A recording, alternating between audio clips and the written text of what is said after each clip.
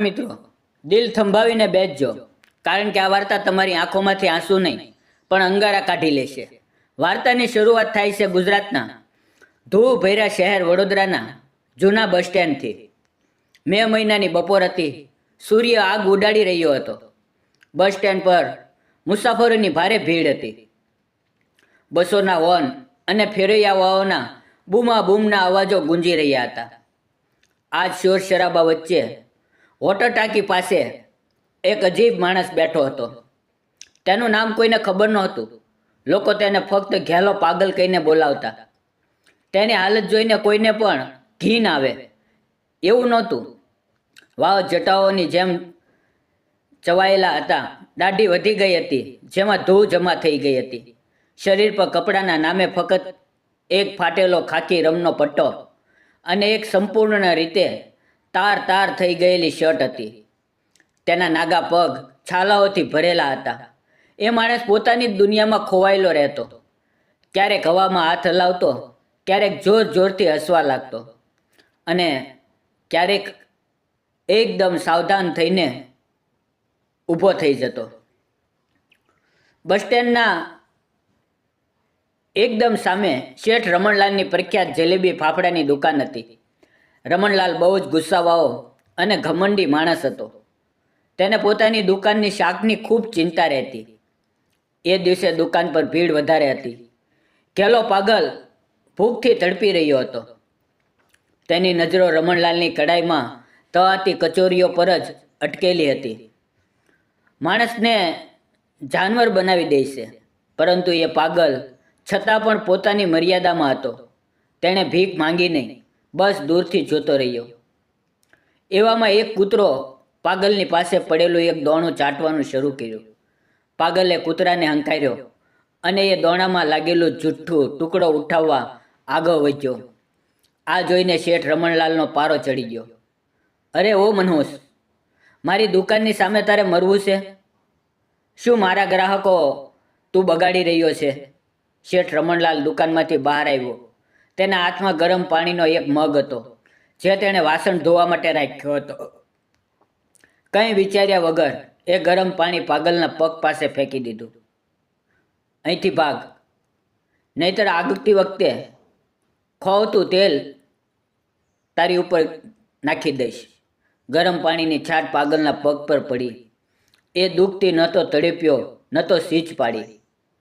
તેણે ફક્ત પોતાની બહુતી આંખોથી શેઠ તરફ જોયું.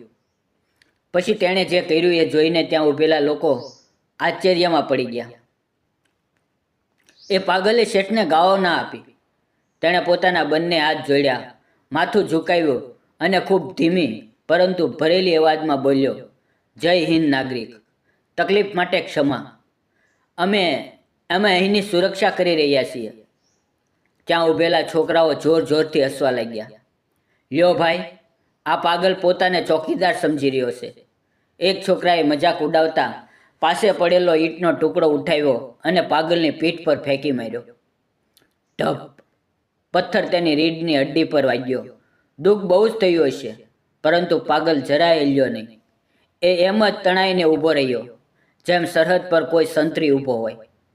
તેની આંખોમાં આંસુ નહોતા, બસ એક અજીબ ચમક હતી. એ જ સમયે બસ સ્ટેન્ડના ગેટ પાસે એક સ્કૂલ બસ આવીને ઊભી રહી. બાળકો ઉતરી રહ્યા હતા. પવન તેજ ફૂંકાઈ રહ્યો હતો. એક નાનકડા બાળકના હાથમાંથી કાગળનો નાનો તિરંગો છૂટી ગયો.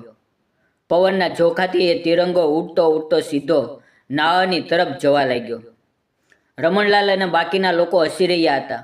કોઈનું ધ્યાન એ ઝંડા તરફ નહોતું, પરંતુ એ ઘેલાએ જોઈ લીધું. જેવો જ તેણે તિરંગાને નાળાની તરફ પડતો જોયો, તેની અંદર જાણે વીજળી કડકી ગઈ. જે માણસ થોડી વાર પહેલાં લંગડાઈને ચાલતો હતો, એ ચિત્તાની ગતિએ દોડ્યો. લોકો કંઈ સમજી શકે એ પહેલાં તેણે નાળાના કિનારે ઝંપલાવ્યું. તેનું અડધું શરીર કાદવમાં લથપથ થઈ ગયું, પરંતુ તેનો એક હાથ હવામાં ઊંચે હતો. તેણે કાગળના તિરંગાને કાદવમાં પડતા પહેલાં હવામાં લપકી લીધો હતો. તેણે ઝંડાને પોતાની ફાટેલી મેલી શર્ટથી સાફ કર્યો. તેને પોતાના માથા પર લગાવ્યો, ચૂમ્યો અને ખૂબ જ સાવધાનીથી પોતાની જેબમાં મૂકી દીધો, જાણે એ કાગળનો ટુકડો નહીં પરંતુ કોહિનૂર હીરો હોય. આ દ્રશ્ય જોઈને ભીડ થોડા સમય માટે શાંત થઈ ગઈ, પરંતુ શેઠ રમણલાલે ફરી તાણો માર્યો. મોટો આવ્યો છે દેશભક્ત, નાટકીય સાલા, અરે ઓ એ ડ્રામા ક્યાંક બીજે જઈને કર. એક ક્ષણે અચાનક શહેરનો માહોલ બદલવા લાગ્યો. દૂરથી પોલીસની ગાડીઓના સાયરન સંભળવા લાગ્યા. પીપ પીપ પીપ પીપના સામાન્ય પોલીસ જીપ નહોતી. પોલીસની ગાડીઓ બસ સ્ટેન્ડની અંદર પ્રવેશવા લાગી. ઇન્સ્પેક્ટર અને હવલદાર લાઠીઓ ફટકારતા બૂમો પાડવા લાગ્યા. હટો હટો, બધા પાછો હટો, રસ્તો ખાલી કરો, વીઆઈપી મુમેન્ટ છે. વડોદરા કેન્ટના આર્મી ચીફ શહેરના રસ્તે બોર્ડર ઇન્સ્પેક્શન માટે જઈ રહ્યા હતા. ઇન્સ્પેક્ટર રાણા શેઠ રમણલાલને ઠપકો આપ્યો. એ શેઠ, તારી દુકાનનો સામાન પાછો ખસેડ. જનરલ સાહેબનો કાફલો અહીંયાથી પસાર થવાનો છે. રસ્તા પર પંખી પણ દેખાવું ન જોઈએ. એ જ સમયે ઇન્સ્પેક્ટર રાણાની નજર એ પાગલ પર પડી, જે હજી પણ રસ્તાની બાજુએ ઊભો રહીને કાગળના ઝંડાને સીધો કરવાની કોશિશ કરી રહ્યો હતો. ઇન્સ્પેક્ટર રાણાનું મગજ ફરી ગયું. અરે, આ પાગલ અહીંયા શું કરી રહ્યો છે? જો જનરલ સાહેબે આ ભિખારીને જોઈ લીધો તો મારી નોકરી જશે. એને અહીંથી હટાવો. બે હવલદારો દોડતા દોડતા પાગલ પાસે પહોંચ્યા. ચાલ, અહીંથી ઊભો થા સાહેબ, લોકો આવી રહ્યા છે. તેમણે પાગલને કોલરથી પકડીને ઘસડતા પાછો લઈ જવા લાગ્યા, પરંતુ પાગલ પોતાની જગ્યા પરથી હલવા તૈયાર નહોતો. તે વારંવાર રસ્તા તરફ જોતો રહ્યો. તેણે હવલદારનો હાથ ઝટકીને કડક અવાજમાં બોલ્યો, ગાડી આવી રહી છે, કમાન્ડર આવી રહ્યા છે, રિપોર્ટિંગ કરવી છે, મને રિપોર્ટિંગ કરવી છે. હવલદારને ગુસ્સો આવી ગયો. તેણે પોતાની લાઠી ઉઠાવી અને પાગલના ઘૂંટણ પર જોરથી મારી. મોટો આવ્યો રિપોર્ટિંગ કરનાર, શાંતિથી કચરાપેટી પાછળ બેસી જા. પાગલ ઘૂંટણના બળે નીચે પડી ગયો, પરંતુ તેની નજર હજી પણ રસ્તા પર જ અડગ હતી. એ જ સમયે સામે ધૂળનું ગાઢ વાદળ ઉડતું દેખાયો. કાફલો આવી ગયો હતો. સૌથી આગળ મિલિટરી પોલીસની બુલેટ, પાછળ પાયલટ જીપ્સી અને વચ્ચે એક મોટી કાળી બુલેટ પ્રૂફ ટોયેટા ફોર્ચ્યુનર, જેના પર 3 સ્ટાર અને આર્મીનો ઝંડો લાગેલો હતો. એ ગાડી હતી લેફ્ટનન્ટ જનરલ રણવીરસિંહની. જનરલ રણવીરસિંહ શિસ્ત અને કઠોરતાનો જીવંત ઉદાહરણ. તેની પાછળની સીટ પર બેસીને ફાઇલો જોઈ રહ્યા હતા. બસ સ્ટેન્ડની સામે ભીડ વધુ હોવાથી કાફલો ધીમો થયો. ઇન્સ્પેક્ટર રાણા અને પોલીસવાળા અટેન્શનમાં ઊભા રહીને સેલ્યુટ મારી રહ્યા હતા. ભીડની પાછળ હવલદારે પાગલનું મોઢું દબાવી રાખ્યું હતું, જેથી તે સ્વિચ ન પાડી શકે. પરંતુ જેમ જ પાગલે 3 સ્ટાર વાળી ગાડી અને તેના પર લાગેલો તિરંગો જોયો, તેના શરીરમાં અણમાનવી શક્તિ આવી ગઈ. તેણે બંને હવલદારને જોરથી ધક્કો માર્યો. હવલદારો દૂર જઈને પટકાયા. પાગલ ફાટેલા કપડામાં, કાદવથી લથપથ હાલતમાં ભીડને ચીરતો સીધો રસ્તાના મધ્યમાં આવી ગયો. કાફલાની પાયલટ ગાડીએ જોરથી બ્રેક મારી. ગાડીઓ થંભી ગઈ. કમાન્ડો તરત જ ગાડીમાંથી કૂદીને બહાર આવ્યા. તેમની બંદૂકો પાગલ તરફ તણાઈ ગઈ. ઇન્સ્પેક્ટર રાણાનો શ્વાસ અટકી ગયો. મર્યો, આજ તો આ પાગલ મરાવશે. પરંતુ પાગલે કોઈને જોયું નહીં. તેણે પોતાની એડીઓ જોડીને છાતી પહોળી કરીને પોતાની જમણી હથેળી માથા પર રાખીને એવી સંપૂર્ણ કડક સેલ્યુટ મારી કે જાણે હવામાં પણ કાપો પડી ગયો હોય. તેની આંખોમાં હવે પાગલપણું નહોતું. ત્યાં હવે એક સૈનિકે શિસ્ત હતી.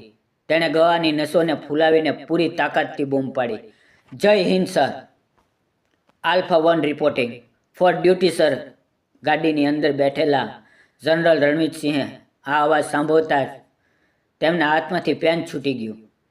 આલ્ફા 1, આ કોડ તો 18 વર્ષ પહેલાં બંધ થઈ ગયેલા એક ગુપ્ત મિશનનો હતો. જનરલ રણવીરસિંહે બારીમાંથી બહાર જોયું. તેમને રસ્તા પર એક ગંદો પાગલ ભિખારી સેલ્યુટ કરતો દેખાયો. સામાન્ય માણસ માટે ભિખારી હતો, પરંતુ જનરલની પારખી નજરે કંઈ બીજું જોયું. તેણે જોયું કે તેના અંગૂઠાનો ખૂણો પૂર્ણ રીતે સાચો છે. તેણે જોયું કે તેનું ઊભું રહેવાનું ઢબ ટેન્ટ કમાન્ડો જેવું હતું. અને સૌથી મહત્ત્વની વાત, તેમણે પાગલની કડી પર એક જૂનું ઘૂંઘટું ટેટુ જોયું. એક ઉડતો બાજ રણવીરસિંહનો ચહેરો સફેદ પડી ગયો. તેમણે ડ્રાઈવર પર બૂમ પાડી, સ્ટોપ, ગાડી રોક, અત્યારે જ રોક. સંપૂર્ણ કાફલો સન્ન થઈ ગયો. જનરલ રણવીરસિંહ, જે ક્યારેક પોતાની ગાડીમાંથી ઉતરતા ન હતા, તેમણે દરવાજો ખોલ્યો અને ચાલતી સડક પર કૂદી પડ્યા. ઇન્સ્પેક્ટર રાણા દોડતા આવ્યા. સર, સર, સોરી સર, આ પાગલ છે, હું હમણાં જ એને હટાવું છું. જનરલે હાથના એક ઇશારાથી ઇન્સ્પેક્ટરને એ રીતે અટકાવ્યો જાણે કોઈ માખી હોય. તેમની નજરો ફક્ત એ પાગલ પર જ હતી. જનરલ ધીમે ધીમે લડતા પગ સાથે પાગલ તરફ આગળ વધ્યા. પાગલ હજી પણ સેલ્યુટમાં ઊભો હતો, પથ્થરની મૂર્તિ જેવી અડગ. જનરલ તેની બિલકુલ સામે જઈને ઊભા રહી ગયા. સર, જનરલની આંખોમાંથી આંસુ છલકાઈ પડ્યા. કપકપતી અવાજમાં તેમણે પૂછ્યું, રણવીર, મેજર રણવીર, શું એ તું છે? આ નામ સાંભળતા જ પાગલનો હાથ ધીમે ધીમે નીચે આવ્યો. તેમની પથરાઈ ગયેલી આંખોમાં ઓખની એક નાની ચિંગારી જળ ઉઠી. તેણે તૂટી ફૂટી અવાજમાં કહ્યું, tiger hill mission successful. Sir, મારા સાથીઓ પાછા ન આવ્યા. Sir, tiger hill. આ શબ્દો સાંભળતા જ જનરલ રણવીરસિંહે કાદવ અને ગંદકીથી લથપથ થયેલા એ પાગલને જોરથી પોતાના સાથી સાથે ચૂંટી લીધો. એટલો જોરથી કે ત્યાં ઊભેલા લોકોની આંખમાં કંપી ગઈ. 3 સ્ટારનો જનરલ એક પાગલ ભિખારીને ગળે લગાવીને રસ્તાના મધ્યમાં રડી રહ્યો હતો. રણવીર, મારા શેર, તું જીવતો છે? અમે તને મરેલો માની લીધો હતો. 18 વર્ષ તું ક્યાં હતો? મારા ભાઈ, ભીડ સન્ન હતી. શેઠ રમણલાલના હાથમાંથી કચોરી નીચે પડી ગઈ. ઇન્સ્પેક્ટર રાણાનું મોઢું ખુલ્લું રહી ગયું. આખરે આ પાગલ કોણ હતો જેને બધા પથ્થર મારી રહ્યા હતા? એ મેજર રણવીર કેવી રીતે હોઈ શકે? અને 18 વર્ષ પહેલાં એવું શું થયું હતું કે આજે એક જનરલ તેની સામે રડી રહ્યો હતો? મિત્રો, આ પાગલના ફાટેલા કપડાં પાછળ એવી કુરબાની છુપાયેલી હતી કે જેને સાંભળીને તમારા હોશ ઉડી જાય. ભીડ સંપૂર્ણ શાંત હતી. રસ્તા પર સોય પડે તો પણ તેનો અવાજ સંભળાય એટલી શાંતિ. જેને થોડા સમય પહેલાં લોકો ઈંટ પથ્થર મારી રહ્યા હતા, એને દેશનો 3 સ્ટાર જનરલ પોતાની છાતી સાથે ચૂંટી નાખીને રડી રહ્યો હતો. જનરલ રણવીરસિંહે મેજર રણવીરનો ચહેરો પોતાના બંને હાથમાં લીધો. મેજર રણવીરની આંખોમાં હજી પણ એ જ ખાલીપો હતો, પરંતુ જનરલની વર્દીની સુગંધ કદાચ તેના મનમાં કોઈ ખૂણે જૂની યાદોને જગાવી રહી હતી. ઇન્સ્પેક્ટર રાણા, જે ડરના માર્યા કંપી રહ્યા હતા, ધીમેથી આગળ આવ્યા. સર, સોરી સર, અમને લાગ્યું કે આ કોઈ પાગલ છે. આ ટ્રાફિક રોકી રહ્યો હતો. તો જનરલ રણવીરસિંહે ઇન્સ્પેક્ટરની વાત પૂરી થવા દીધી નહીં. તેઓ સિંહની જેમ ગર્જના કર્યા. ભીડ અને પોલીસ તરફ આંગળી ઊંચકીને બોલ્યા, પાગલ, તમને આ પાગલ દેખાય છે? જનરલે મેજર રણવીરની ફાટેલી શર્ટનો ડાબો ભાગ ફાડી નાખ્યો. ત્યાં પાંસળીઓ પાસે સળગાવવાના અને ગોળીઓના ઊંડા નિશાન હતા. એ ભયાનક ઘા જોઈને ભીડમાં ઘણા લોકોને આંખો બંધ કરી લીધી. જનરલ રણવીરની અવાજ ભારે થઈ ગયો, પરંતુ તેઓ એટલા ગુસ્સો હતો કે લોકો થરથરી ઉઠ્યા. દેખાઈ રહ્યા છે આ નિશાન? આ કોઈ કૂતરાના દાંતના નિશાન નથી. આ દુશ્મનના ટોર્ચર સેલમાં આપવામાં આવેલી યાતનાઓ છે. જો તમારામાંથી કોઈને એક દિવસ પણ સહન કરવી પડે તો તમારી આંખમાં કંપી જાય. જનરલે પોતાની કેપ ઉતારી અને પાગલના માથા પર પહેરાવી. આ માણસ જેને તમે બધાએ પથ્થર માર્યા, આ ભારતીય સેનાની પેરા સ્પેશિયલ ફોર્સિસનો સૌથી ખતરનાક કમાન્ડો મેજર રણવીરસિંહ, કોડનેમ વજ્ર. જનરલની આંખોમાં આંસુ પણ હતા અને ગર્વ પણ. 18 વર્ષ પહેલાં અમે એક મિશન મોકલ્યું હતું, ઓપરેશન બ્લેક થંડર. દુશ્મનને આપણા દેશ પર એક બહુ મોટો બાયો એટેક કરવાની સાજિશ રચી હતી. અમને એ લેબ ઉડાવવી હતી. મેજર રણવીરે મિશનના લીડર હતા. તેમણે એ લેબ ઉડાવી દીધી. દેશના કરોડો લોકોના જીવ બચાવી લીધા. જનરલનું ગળું ભરાઈ આવ્યું. પરંતુ પરત વળતી વખતે પોતાના સાથીઓને બચાવવા માટે પાછળ રહી ગયા. અમને ખબર ન હોય કે ત્યાં એક મોટો વિસ્ફોટ થયો અને બધા મરી ગયા. અમે એમની શહાદત માન્ય કરી લીધી, પરંતુ દુશ્મને મને માર્યા નહીં, કેદ કરી લીધા. 18 વર્ષે તમે વિચાર કરી શકો છો. 18 વર્ષ સુધી અંધારા રૂમમાં ખોરાક વગર રોજ માર ખાવો, વીજળીના ઝટકા સહન કરવો, ફક્ત એટલા માટે કે એ આ પોતાના દેશના રહસ્યો ઉગલે. દુશ્મને તેમનું શરીર તોડી નાખ્યું, તેમનું મન તોડી નાખ્યું, તેમને પાગલ બનાવી દીધો અને સરહદ પર ફેંકી દીધો. જનરલે મેજર રણવીર તરફ જોયું, જે હજી પણ સાવધાન મુદ્રામાં ઊભા હતા. પણ દુશ્મન તેમનું જામીર તોડી શક્યા નહીં. યાદશક્તિ ચાલી ગઈ, પોતાનું નામ ભૂલી ગયા, પોતાનું ઘર ભૂલી ગયા, પરંતુ એક વસ્તુ ભૂલ્યા નહીં: દેશભક્તિ અને શિસ્ત. શેઠ રમણલાલે જેણે ગરમ પાણી ફેંક્યું હતું, હવે શરમથી જમીનમાં ગળતો જઈ રહ્યો હતો. જે છોકરાએ પથ્થર માર્યા હતા એ ભીડમાં છુપાવવાની કોશિશ કરી રહ્યા હતા. મેજર રણવીર, જે અત્યાર સુધી ચૂપ હતા, તેમણે પોતાની જેબમાં હાથ નાખ્યો. હાથ કાપી રહ્યો હતો. જેબમાંથી એ જ કાદવથી સણાયેલો કાગળનો તિરંગો બહાર કાઢ્યો અને કાંપતા હાથોથી તેને સીધો કરીને જનરલ રણવીર તરફ આગળ ધપાવ્યો. તેમની ફાટેલી સૂકી જીભ પર થોડા શબ્દો નીકળ્યા. સર, ઝંડો નીચે ન પડવો જોઈએ. ભારત માતા, એવું બોલતા બોલતા મેજર રણવીર લથડી પડ્યા. તેમનું શરીર હવે સાથ આપી રહ્યું નહોતું. જનરલે તરત તેમને થામ્યા. તેમણે કાદવથી મેલો થયેલો એ ઝંડો મેજરના હાથમાંથી લીધો. જનરલે એ ગંદા કાગળના ઝંડાને પોતાના હોઠો સાથે લગાવ્યો, પછી પોતાના માથા સાથે અને ત્યારબાદ પોતાની વર્દીની જેમ ઉપરની જેબમાં મૂકી દીધો, જ્યાં તેમના મેડલ લગાવેલા હતા. જનરલે તરત પોતાના ડૉક્ટરને બૂમ પાડી બોલાવ્યો, મેડિકલ, સ્ટ્રેચર લાવો. અત્યારે જ કમાન્ડો દોડ્યા. મેજર રણવીરને ખૂબ જ સાવધાનીથી સ્ટ્રેચર પર સુવડાવવામાં આવ્યા. જનરલ રણવીરસિંહ, જે ક્યારેક કોઈની સામે ન ઝૂકતા, તેમણે ફરીને ભીડ તરફ જોયું. તેમની અવાજમાં દુઃખ અને કઠોરતા બંને હતા. મને શરમ આવે છે. જે આઝાદીની હવામાં તમે શ્વાસ લઈ રહ્યા છો, જે દુકાનોમાં તમે ધંધો કરો છો, એ બધું આ પાગલની આપેલી ભિક્ષા છે. તેણે પોતાની યુવાની, પોતાનો પરિવાર, પોતાનું સર્વસ્વ તમારા માટે ગુમાવ્યું, અને તમે તેને શું આપ્યું? પથ્થરો, ગાઓ, ગરમ પાણી. જનરલની અવાજ ગુંજી રહી હતી. યાદ રાખજો, જ્યારે તમે તમારા ઘરમાં શાંતિથી સૂતા હો, ત્યારે સરહદ પર કોઈ રણવીર જાગતો હોય છે. ફાટેલા કપડામાં કોઈ માણસ દેખાય એટલે ભિખારી જ હોય એવું જરૂરી નથી. શક્ય છે કે ક્યારેક તેના ખંભા પર તમારા દેશનો ભાર રહ્યો હોય. શેઠ રમણલાલ દોડતો આગળ આવ્યો અને જનરલના પગે પડી ગયો.